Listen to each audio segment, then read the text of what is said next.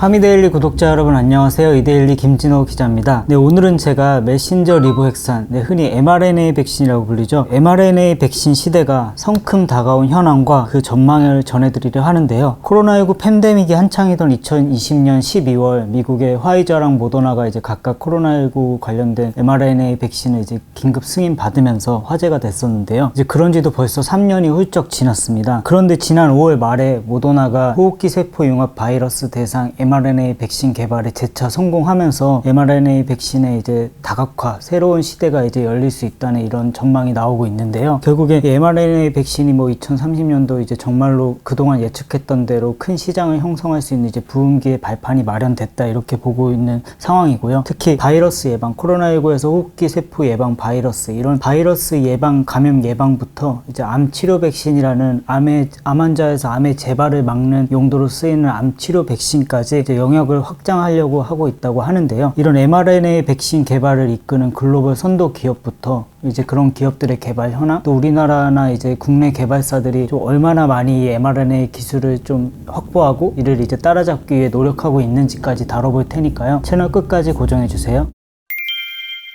지난 5월 31일에 모더나 측이 이제 자체 개발한 호흡기 세포 융합 바이러스, 흔히 RSV라고 하고, 이 RSV 예방을 위한 이제 mRNA 백신 엠레스비아를 미국에서 승인받았다고 밝혔는데요. 이번에 이제 이 엠레스비아는 미국이나 유럽연합에서, 흔히 주요국이라고 하죠. 미국이나 유럽연합에서 승인된 세 번째 mRNA 백신이고, 사실상 기존의 코로나19에 이제 승인받았던 미국 화이자나 모더나의 제품이 임상 3상까지 전부 다 진행된 것이 아니기 때문에 이 엠레스비아가 임상 3상까지 진행된 최초의 mRNA 백신으로, 주요국에서 승인된 최초의 mRNA 백신으로 이름을 올렸다, 이런 이제 의미가 있고요. 결국 이 같은 mRNA 백신은 사실상 여러분들도 이제 많이 들어보셨을 테지만, 바이러스나 이제 암세포 표면에 있는 특정 단백질, 코로나19에서는 그 코로나19가 호흡기 세포를 뚫기 위해서 쓰는 스파이크 단백질이 이제 타깃이 됐었고요. 어쨌든 이런 바이러스나 암세포 표면에 있는 특정 단백질을 항원으로 해가지고 그걸 생성할 수 있는 mRNA를 넣어주는 거예요. 이걸 넣어줘서 이제 환자에게 이제 명령력을 각인시켜주는 그런 백신이고요. 결국 mRNA 백신 플랫폼에서 이제 우리가 좀 알고 있듯이 mRNA 백신을 이제 만들기 위해서는 mRNA를 합성하고 제조하는 능력부터, 이 mRNA를 실제로 이제 체내 세포로 전달해주는 가장 널리 알려진 건 지질 나노 입자라는 LNP 입자이고요. 이런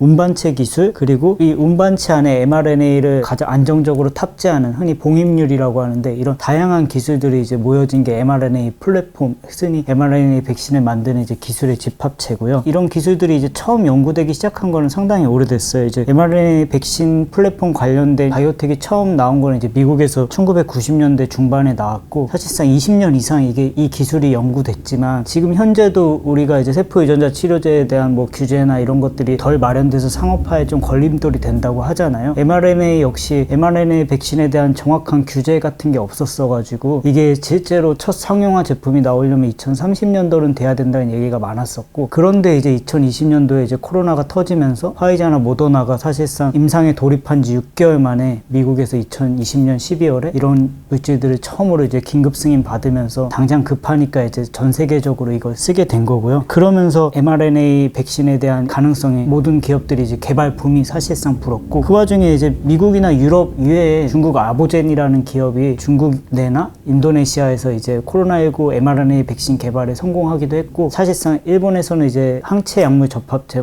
에너투라는 유방암 치료제로 유명한 다이이치 상표가 지난해 이제 임상 개발해가지고 다이치로나라는 이제 코로나19 mRNA 백신을 일본 내에서 승인받기도 했어요. 제가 앞서 말씀드린 엠레스비아가 이제 세계에서 세 번째로 승인됐다고 했는데, 그건 미국이나 유럽 주요국에서 이제 승인된 거고, 전체적으로 이제 mRNA 백신은 미국, 유럽, 일본, 인도네시아 이런 각국 국가에서 이제 승인된 게 5종이 있다, 이렇게 보시면 되고, 결국 이런 기업들이 이제 mRNA 백신을 이제 승인받으면서 아직까지는 지금 바이러스 예방 백신에 머물러 있어요. 지금 현재 승인된 거는 이제 코로나19 바이러스 백신이 4종이고, 모더나가 최근에 승인받은 엠레스비아가 호흡기 세포 융합 바이러스 백신이고, 이런 바이러스 예방 백신에 머물러 있고, 지금 앞으로 이제 가장 빠르게 등장할 수 있는 그런 mRNA 백신 신약 역시 바이러스 예방 백신인데요. 예를 들면 이제 모더나의 거대 세포 바이러스 백신 mRNA 1647이랑 화이자랑 독일 바이오엔텍이 개발하고 있는 인플루엔자 백신 PF07252220 뭐 이런 숫자 같은 건 중요하진 않으니까요. 또 독일 큐어백이 코로나19 백신 CVN-CoV라는 이제 제품을 이제 개발하고 있고, 이게 지금 현재 이런 제품들이 임상 3상에 올라 있어가지고 이런 제품들이 이제 mRNA 백신 뭐 차기 주요국에서 승인될 수 있는 후보군이다. 결국에 이런 mRNA 백신이 다양한 바이러스 예방 분야에서는 조금 더 두각을 나타낼 수 있다. 이제 앞으로 승인되는 신규 제품들이 늘어날 수 있다. 이렇게 보고 있는 상황입니다. 지금까지 말씀드린 이제 한 가지 주목할 점은 이제 하나 분명한데요. 지금까지 말씀드린 거는 이제 승인된 거랑 앞으로 승인 유력한 물질들이 다 바이러스 예방, 바이러스 감염을 예방하는 mRNA 백신이었다면은, 앞으로는 이제 초반에 얘기했던 암 재발을 막는, 암 환자에서 이미 암이 발생했는데 그 환자의 이제 특정 암의 항원을 넣어줘서 그 항원에 대한 면역력을 높여주는 의미의 이제 백신이란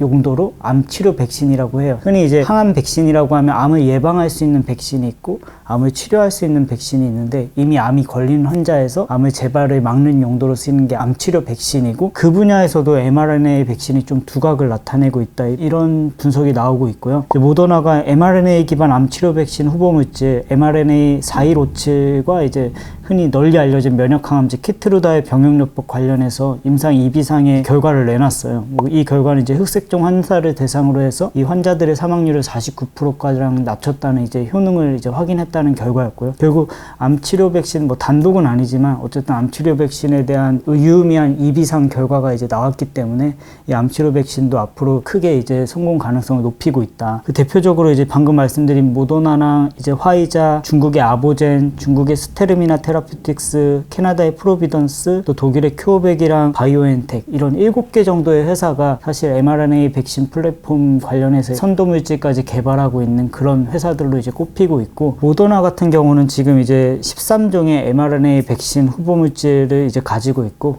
이 중에서 이제 가장 초창기에 개발했던 한 11종 정도는 바이러스 예방 관련된 백신이고, 나머지 2종이 암치료 백신 후보물질이라고 알려져 있고요. 바이오엔텍 같은 경우도 mRNA 암치료 백신을 6종 확보해서 이제 각각 임상 1, 2상 단계에 올라와 있다고 하고, 중국의 아보젠 같은 경우는 고용암 대상 임상 1상에 오른 ABO2001이라는 물질 보유하고 있고, 이거 외에도 5종의 물질의 전임상을 되게 활발하게 하고 있다고 해요. 실제로 이제 항암 백신 관련된 개발 업계 바이오텍 한 대표는 어떤 암치료 백신 학회에 가면은 중국 아보젠이 관련된 양질의 데이터, 뭐 예를 들면은 암치료 백신을 연구하기 위한 마우스 하나의 가격도 엄청난데, 이제 그런 수백 마리의 마우스를 전임상 단계에서 쓰진 않는데 뭐 돈이 많이 들어가니까 그렇거든요. 근데 중국 같은 경우는 하나의 연구 결과에 수백 마리의 그런 전임 암 치료 백신 관련된 이런 그 데이터를 확보한다. 이런 의미에서 미국이나 이런 주요국의 규제 당국도 중국 아보젠의 암치료 백신 결과를 좀 주목하고 있다는 얘기가 있고요. 결국에 이렇게 말씀드린 암치료 백신 후보물질, mRNA 기반 암치료 백신 후보물질을 개발하는 이런 글로벌 기업들이 한 7곳의 기업들이 2028년에서 30년도에 그 첫 번째 물질을 상용화하는 것을 목표로 하고 있고요. 모더나 역시 지금 방금 말씀드린 mRNA 4157에 대해서 이제 키트루다랑 병용하는 그 임상을 완료해가지고 2028년에서 30년도, 늦어도 2030년도에는 이제 완료하겠다고 하고 있고, 결국 이런 mRNA 백신이나 mRNA 백신 관련해서 바이러스 예방 감염 백신이나 암치료 백신의 이런 지금 선도 물질들의 상용화가 실제로 이루어진다면은 그 시장 역시 이제 mRNA 백신이 2030년경에 1181억 달러, 하나로는 163조 원 이상의 이제 그런 시장을 이제 이룰 것이라고 분석이 나오고 있습니다. 근데 지금 결국 이제 글로벌 한 7곳의 기업, 지금 말씀드렸죠. 모더나, 화이자, 독일 바이오엔텍, 큐어백, 중국의 스테르미나, 아보젠, 그리고 또 하나 어디죠? 네, 캐나다의 프로비던스. 이 7개의 기업들이 지금 선도물질들을 개발하고 있는데, 과연 국내 기업은 얼마나 쫓아왔냐 궁금해지실 텐데요. 국내 기업 같은 경우는 한 3곳 정도가 지금 mRNA 관련된 백신을 임상을 하고 있다고 해요. 물론 더 많은 바이오텍들이 코로나19 그게 터졌을 때, 좀 미국의 화이자나 모더나가 mRNA 뭐 백신을 개발을 했다고 했을 때 이런 mRNA 백신 개발을 시도했었는데요. 사실상 그때 이제 하지 못했던 가장 큰 이유 중에 하나는 mRNA 백신 플랫폼의 핵심이 되는 mRNA의 이제 전달체 LNP에 대한 특허를 화이자의 관계사인 아키타스랑 화이자의 관계사 중에 이제 캐나다 아키타스 테라피틱스랑 뭐 모더나 그리고 독일 바이오엔텍 이런 회사들이 그걸 꽉 쥐고 자기네들끼리 이제 소송을 이어가면서 그 권리에 대한 소송을 뭐 최근까지도 이어오면서 사실 뭐 다른 바이오텍이나 뭐 다른 국내사들이 아무리 그런 거에 대한 사용 문의를 해도 답변조차 없었다고 해요. 결국 지금 현재 우리나라에서 이제 개발 중인 뭐 셀리드나 아이진, 에스티팜 이런 한 mRNA 백신을 이제 임상을 하고 있는 세 곳의 회사가 있는데요. 이런 회사들은 이제 자체 mRNA 백신 관련된 플랫폼을 이제 확보했다고 하고 있고요. 그 중에서 우선 셀리드가 코로나19 다카 백신 후보 물질을 한국과 필리핀, 베트남에서 임상 3상을 진행하고 있고 이 물질은 이제 코로나19를 일으킨 이제 사스 코로나 바이러스 2 중국에서 발생했기 때문에 우한주라고 하는 원래 원형주를 대상으로 하던 그런 백신이 아닌 원형주에서 변형을 일으킨 변이주에 대한 이제 백신을 개발하고 있고 이 셀리드 측은 이제 mRNA 전달체로 LNP가 아닌 특허 이슈가 없는 아데노 연관 바이러스를 사용했다고 하고 있고요. 지금 셀리드 측은 임상 3상을 마치고 연내 이제 품목 허가를 신청할 예정이라고 하는데 이게 실제로 이제 이루어질지는 지켜봐야 할 것 같고요. 아이진 같은 경우는 이제 mRNA 기반 이제 코로나19 다카 백신, 아이진도 이제 다카 백신이고 기존의 원형주가 아닌 변이주들을 이제 예방하는 거고 이거에 관련해서 이제 지금 현재 호주 내에서 임상 1, 2A상을 이제 진행하고 있고요. 이전에 이미 원형주로도 임상 1상을 마쳤는데 그거는 이제 사업성이 없다고 보고 다카 백신 개발에 집중하고 있다고 하고 아이진 같은 경우는 mRNA 백신 전달체로 자체 개발한 양이온성 리포좀이라는 전달체를 활용했다고 하고 아직은 1, 2A상 단계이기 때문에 이게 실제 효능을 발휘하는지는 결과가 아직 안 나왔어요. 결국엔 이게 실제로 진짜 LNP처럼 그런 전달 효율이 있는지 그런 것들은 아직 밝혀져야 되는 상황이고요. 에스티팜 같은 경우는 STP-2104라는 약물의 임상 1상을 이제 중간 결과를 내놓으면서 중간 결과 속에 이제 효능 결과까지도 어느 정도 포함하면서 다른 코로나19 백신처럼 중화항체를 형성하는 능력이 있다 이런 거를 이제 자신하고 있는데 아직은 1상 단계이기 때문에 에스티팜 역시 아직은 좀 지켜봐야 되는 상황이고요. 에스티팜 같은 경우는 이제 1상의 최종 결과를 2025년 내년 상반기에 발표한다고 하고 있고 지금 에스티팜은 mRNA 유전체가 체내에서 발현되려면은 그걸 이제 잘 싸는 캐핑 기술이라고 하는 기술이 있는데 mRNA 유전체의 발현을 촉진시키는 기술이나 뭐 이런 것들을 자체 확보했다 이렇게 하고 있고 결국엔 이렇게 셀리드나 아이진이나 이제 지금 에스티팜이 이제 진행하고 있는 그런 코로나19 백신에 아직까지는 한정돼 있는 상태이고 이걸 이제 다각화하는 거는 이제 아직 지켜봐야 되는 상황이고요. 일각에서는 국내사들이 진짜 mRNA 후보 백신 이 물질로 코로나19만 해서 이게 큰 의미가 있느냐 상용화의 의미가 있느냐 이런 의문도 제기하고 있고 사실 국내사 입장에서는 이게 뭐 우리나라가 mRNA 선도할 수는 없는 입장이기 때문에 가장 빨리 따라잡아야 되고 가장 먼저 시작한 코로나19부터 이제 성공시켜서 그 뒤에 이제 또 다른 이제 암치료 백신이나 이런 것들도 이제 시도해볼 그런 여지가 있을 거다 이렇게 보고 있고요. 지금 이제 코로나19 mRNA 백신에 대해서 지금 우리나라나 뭐 다른 세계 곳곳에서 아직도 논의가 있고 부작용에 대한 우려가 있고요. 특히 최근에 이제 덴마크 연구팀이 분석한 결과 뭐 수백만 명 중에 한 명꼴로 뇌척수염이나 이런 심각한 부작용이 이제 나타난다고 하더라고요. 근데 이제 이런 것들이 이제 업계에서는 임상 3상까지 진행해도 수백만 명을 대상으로 임상 3상을 하는 건 아니기 때문에 부작용 이슈 같은 것들은 확인하기 어렵다는 입장이고 백신이 결국엔 코로나19 백신은 어쨌든 다수의 사람들이 이제 맞으면서 당시에는 이제 효능을 확인한 부분도 있기 때문에 적용이 됐던 거고 그런 의미에서 지금 모더나에서 승인받은 엠레스비아 역시 호흡기 세포융합 바이러스 백신인데 과연 기존의 시장을 선점한 약물들을 이길 수 있느냐 기존에는 지금 영국의 글락소 스미스클라인이나 이제 미국 화이자의 백신들이 이제 기존 시장을 선점하고 있거든요. 이건 이제 유전자 재조합 방식으로 안전성이 입증된 방식이기 때문에 과연 mRNA 백신이 아직은 우려가 있는데 이게 개발에 성공해서 바로 시장성으로 이어질 수 있는지는 여러 관측이 나오고 있는 상황이고요. 그럼에도